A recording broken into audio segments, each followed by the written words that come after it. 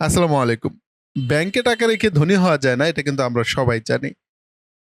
আপনি একটা জিনিস হয়তো খেয়াল করেননি কখনো।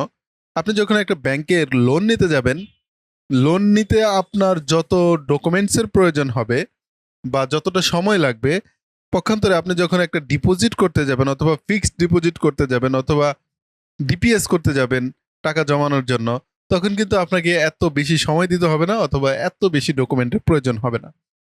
কারণ ব্যাংক তারা চায় আপনি তাদের কাছে টাকা জমা করেন, তাহলে তাদের মূলধন বৃদ্ধি পাবে এবং তারা সেটা অন্য জায়গায় লোন দিতে পারবে। যদিও ব্যাংক আপনাকে দেখাচ্ছে যে আপনার এখান থেকে 2%, 3% অথবা 5%, কিছু কিছু ক্ষেত্রে আরো বেশি দেখায়, ধরে নিলাম সর্বোচ্চ 8%। এর বাইরে কিন্তু এর বেশি কিন্তু আমরা প্রফিট পাই না। পক্ষান্তরে যখন আমরা এটার সঙ্গে ইনফ্লেশন বা মুদ্রাস্ফীতি বা জিনিসপত্রের যে দাম বেড়ে যায় সেটা তুলনা করি, তখন কিন্তু বুঝতে পারি যে আসলে ব্যাংকে টাকা রাখলে টাকা বরং আরো কমে যায়। তো যাই হোক, যেহেতু ব্যাংকে টাকা রাখলে টাকা আরো কমে যায়, তাহলে এটার সমাধান কি? সমাধান হচ্ছে, আসলে যদি আপনার কাছে মোটামুটি ভালো অ্যামাউন্টের টাকা থাকে, তাহলে আপনার উচিত হবে যে কোনো একটা ভালো অ্যাসেট অর্জন করা, অ্যাসেটের উপর ইনভেস্ট করা, যেটা আপনার টাকাকে রিসাইকেল করে টাকা বাড়াতে সহায়তা করবে। অর্থাৎ আপনি একটা জায়গায় টাকা ইনভেস্ট করলেন, এই টাকাটা ১ বছর পরে এটার মান কমবে না, বরং সেটার দাম বৃদ্ধি পাবে অথবা সেটার মান বৃদ্ধি পাবে অথবা আপনার টাকাকে বৃদ্ধিতে এটা সহায়তা করবে। যেভাবেই বলি না কেন। তো আমাদের উচিত হবে আমাদের উচিত হবে সেরকম কিছু অ্যাসেটে ইনভেস্ট করা। আজকে আমরা ৫টা অ্যাসেট সম্পর্কে আপনাকে ধারণা দেব। আশা করছি এই ৫টা অ্যাসেটে যেকোনো একটাতে যদি ইনভেস্ট করেন, তাহলে কিন্তু আপনি অবশ্যই লাভের মুখ দেখবেন। আপনার টাকা বরং একটা ভালো কাজে লাগবে যদি আপনি ব্যাংকে না রেখে এগুলো করেন।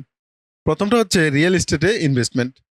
তো রিয়েল এস্টেটে ইনভেস্টমেন্ট এটা কিন্তু আপনি অনলাইনে প্রচুর শুনবেন অথবা যারা ইনভেস্টমেন্ট বিষয়ে কথাবার্তা বলে তাদের কাছ থেকে প্রচুর শুনে থাকবেন।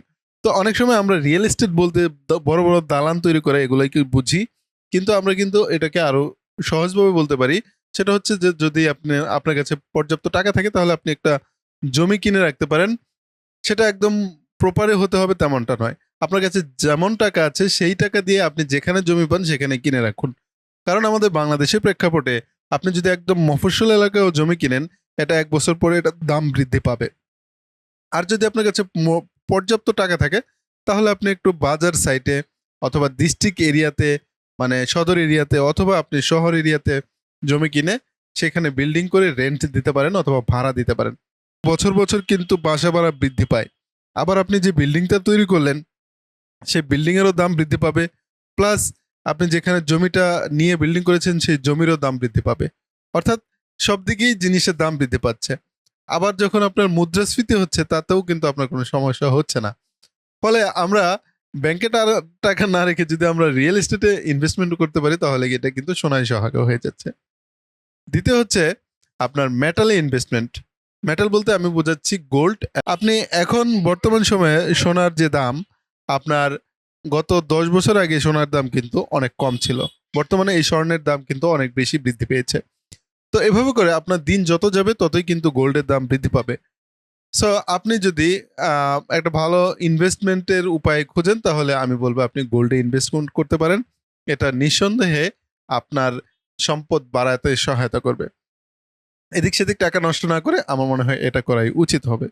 তৃতীয় অ্যাসেটটি হচ্ছে আসলে স্টক মার্কেটে ইনভেস্টমেন্ট করা। স্টক মার্কেটে ইনভেস্টমেন্ট করা, এটা বললে আমরা যারা বাঙালি রয়েছি, বাংলাদেশি রয়েছি, তারা কিন্তু ভয় পেয়ে যায়। কারণ আমাদের বাংলাদেশে বিভিন্ন সময় মিডিয়াতে স্টক মার্কেটের কারসাজিতে আমরা কিন্তু অনেক সময় অনেককে নিঃস্ব হতে দেখেছি। যারা স্টক মার্কেটে বিজনেসটা ভালো বোঝে, তারা কিন্তু মোটামুটি ভাবে ভালো টাকা ইনকাম করতে পারে। তবে আমি আপনাকে বলবো, হুজুকে মাতাল হয়ে আপনি স্টক মার্কেটে ইনভেস্ট করবেন না। যদি এটা সম্পর্কে পর্যাপ্ত জ্ঞান থাকে, তবে আপনি এখানে ইনভেস্টমেন্ট করতে পারেন।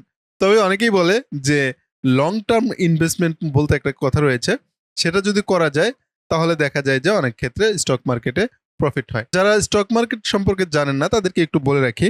স্টক মার্কেট হচ্ছে এমন একটা মার্কেট যেখানে বড় বড় প্রতিষ্ঠান স্টক কিনে, অর্থাৎ আপনাকে তার প্রতিষ্ঠানের একটা নির্দিষ্ট অ্যামাউন্টের বিনিময়ে শেয়ার বিক্রি করবে। অর্থাৎ আপনি ২০ টাকা দিয়ে একটা শেয়ার কিনবেন, অর্থাৎ আপনি সেই কোম্পানির ২০ টাকার শেয়ার পেলেন।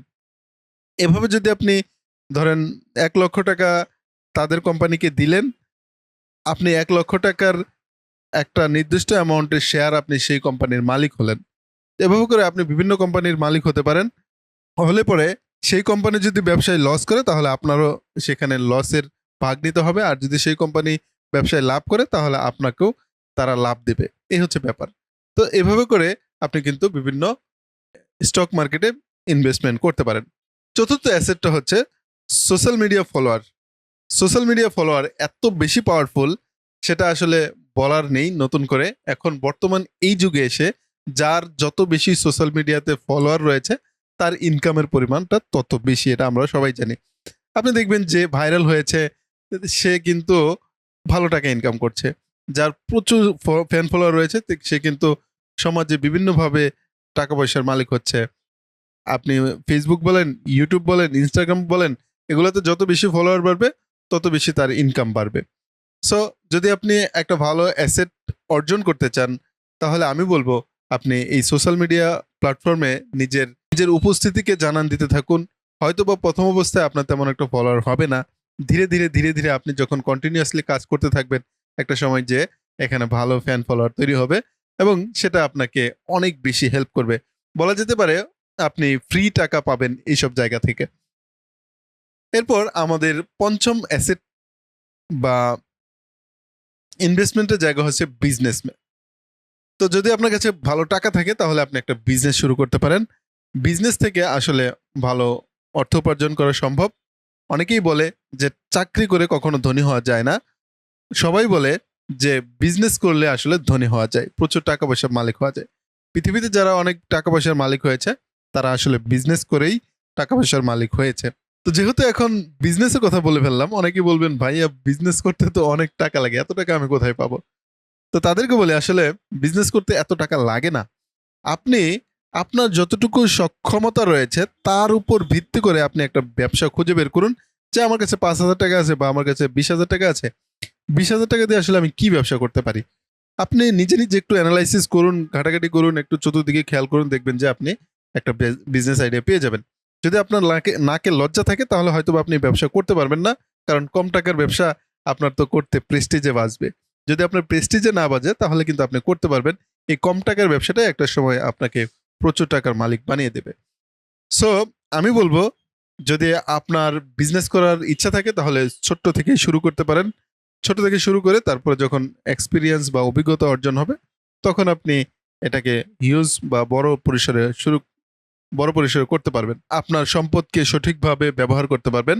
আমি বলবো আপনি ব্যাংকে টাকা না রেখে এগুলোর যেকোনো একটা কাজে লাগাতে পারেন। আশা রাখা যায় আপনার টাকা নষ্ট হবে না বা আপনার টাকা কমবে না, বরং আপনার টাকা আরো বৃদ্ধি পাবে। তবে আমি এখানে বসে থেকে বলে দিলাম যত সহজে, আসলে ব্যাপারগুলো এত সহজ নয়। আপনি যদি সঠিকভাবে যদি এই বিষয়গুলো কাজে না লাগাতে পারেন তাহলে হয়তোবা টাকা বাড়ার চেয়ে বরং টাকা আরো নষ্টও হয়ে যেতে পারে। তাই যাই করেন, যেটাই করেন, আপনার সক্ষমতা, আপনার বুদ্ধি বিবেচনা সঠিকভাবে কাজে লাগিয়ে তারপরে আপনি সেটার ব্যাপারে পদক্ষেপ নেবেন। যাই হোক, আজকে আসলে এখানে শেষ করতে যাচ্ছি। দেখা হবে আবারও নতুন কোনো ভিডিওতে। খোদা হাফেজ।